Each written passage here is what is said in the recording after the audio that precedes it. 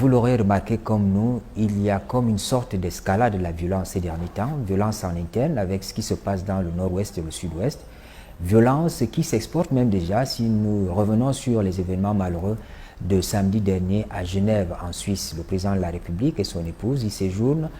Malheureusement, il y a des Camerounais qui ont tenté d'aller créer un désordre là-bas comme cela s'est vu en 2019. Nous en parlons ce matin avec un acteur politique, Robert Bapolipo, qui est avec nous. Merci d'être là. Ce qui s'est passé à Genève samedi, ça suscite en vous quel commentaire, quelle lecture? Merci déjà de me donner l'opportunité, au nom de l'Union des populations du Cameroun, de nous prononcer sur les événements de l'heure. Il faut comprendre ici les enjeux qui se déroulent sous nos yeux. L'évidence est là.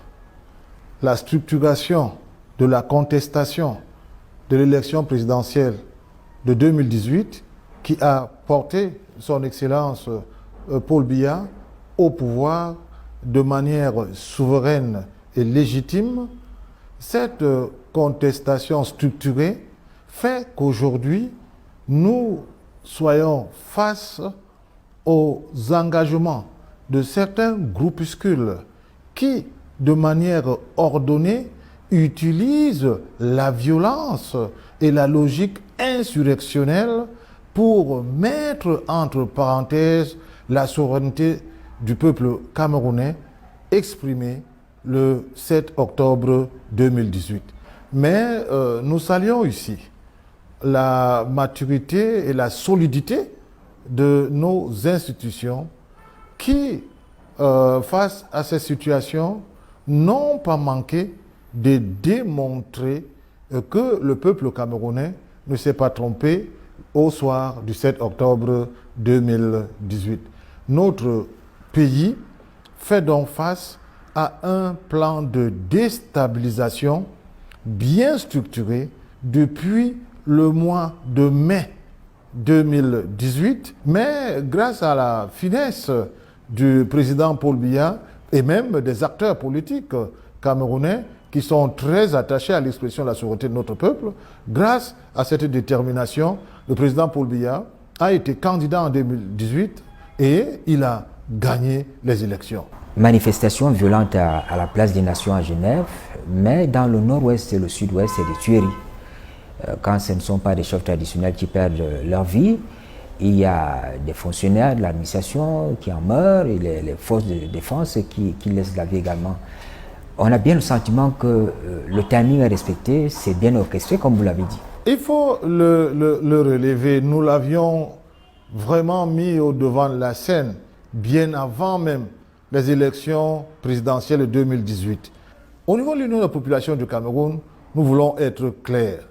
Le Cameroun, c'est l'absolu.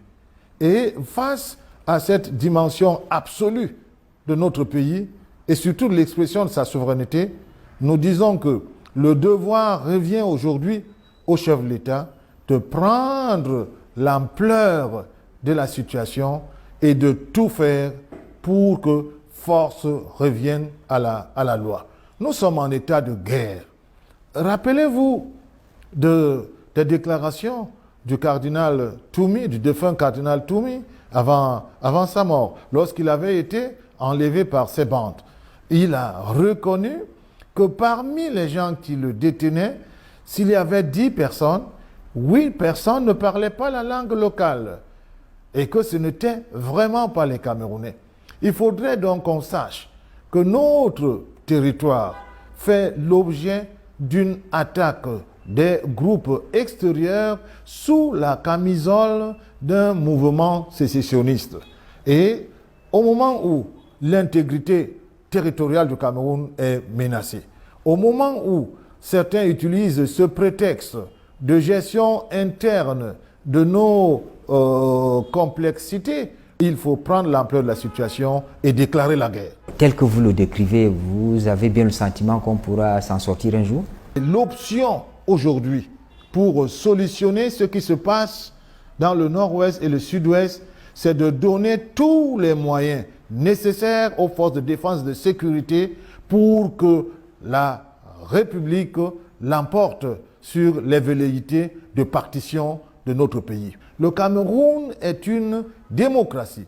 Le chef de l'État, à travers le grand dialogue national, a donné l'opportunité aux uns et aux autres d'entrer dans un processus de rétablissement de la paix et de la cohésion sociale entre tous les citoyens camerounais.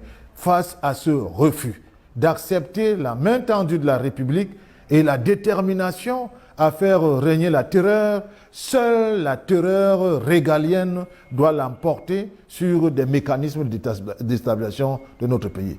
Et je vais plus loin. L'UPC propose même une mise en état d'urgence des zones où aujourd'hui on décapite les forces de défense et de sécurité. L'armée doit recevoir le pouvoir primordial pour ramener la paix dans ces régions. Une fois encore, le président de la République a montré son vrai visage d'homme d'État. Il a prôné l'apaisement samedi dernier.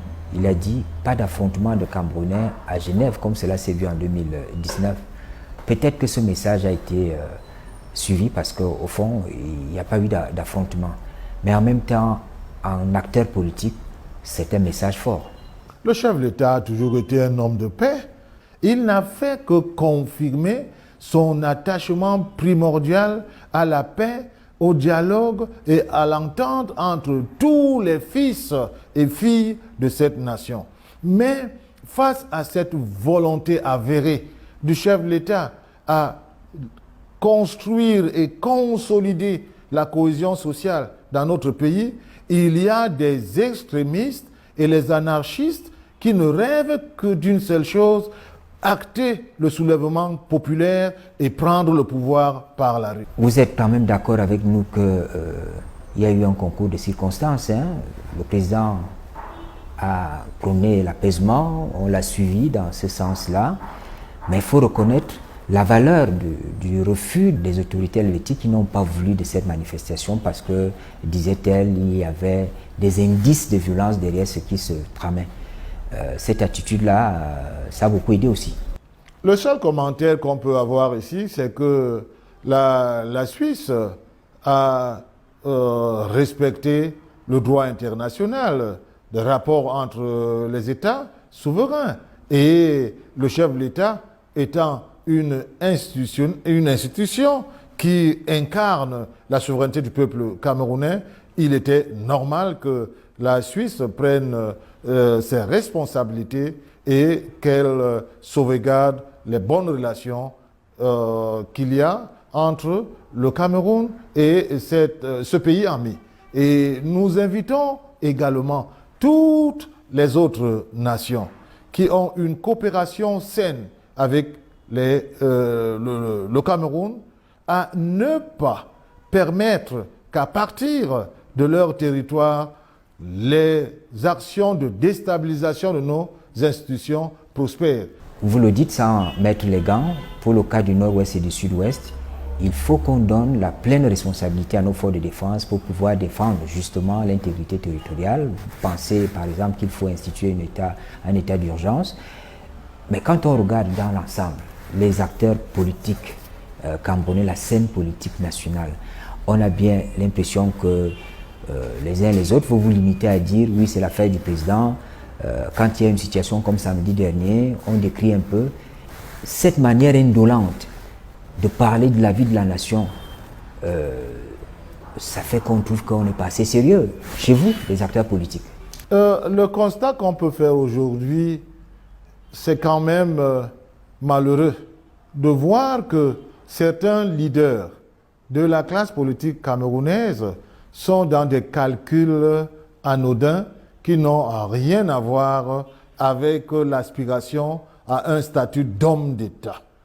Lorsqu'on veut faire de la circonstance un instrument qu'on devrait mettre à profit pour arriver au pouvoir, parce qu'il y a des calculs anodins qui font que certains refusent de défendre l'État, de défendre une démarche qui garantit l'unité et l'indivisibilité du Cameroun, pensent que le silence face à ces dangers qui pèsent sur l'avenir de ce pays, peut être mise à profit demain pour avoir certains acquis, nous disons que c'est une vision malsaine qui ne cadre pas avec la valeur intrinsèque de la grande politique dont le Cameroun a besoin aujourd'hui.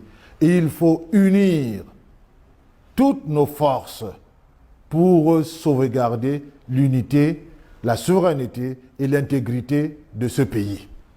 Ce pays est un legs reçu des pères fondateurs de notre nation qui ont versé de leur propre sang pour que nous ayons en héritage un État souverain. Le constat qui est le nôtre aujourd'hui et qui déshonore la classe politique camerounaise, c'est que la classe politique camerounaise n'est pas à la hauteur des attentes de nos populations. Il y a en quelque sorte l'attachement aux vertus de la politique politicienne qui fait que l'on pense que la situation actuelle concerne essentiellement le président Paul Biya. Mais on oublie une chose, le président Paul Biya est devant la sublime porte de l'histoire. Sa carrière politique, c'est derrière lui. Il a écrit sa rencontre avec l'histoire du Cameroun en lettres d'or. Personne ne peut le dire. Merci beaucoup pour cet entretien. C'est moi qui vous remercie de l'opportunité que vous donnez toujours à l'Union des populations du Cameroun pour que ce parti historique, l'âme immortelle du peuple camerounais, rappelle son statut de gardienne des institutions de la République et même de la souveraineté de notre nation. Nous sommes revenus ce matin sur l'escalade de la violence que nous vivons ces derniers temps au Cameroun, tant à l'intérieur qu'à l'extérieur du pays. Il vous souvient que samedi dernier, il y a eu tentative de manifestation à la place des Nations à Genève. Heureusement, cela a été rattrapé par les autorités helvétiques, mais ça a laissé des traces. C'est l'image du Cameroun qui sort de là, ternie. C'est l'image du peuple camerounais qui est salie. Bonne suite des programmes sur la CRTV.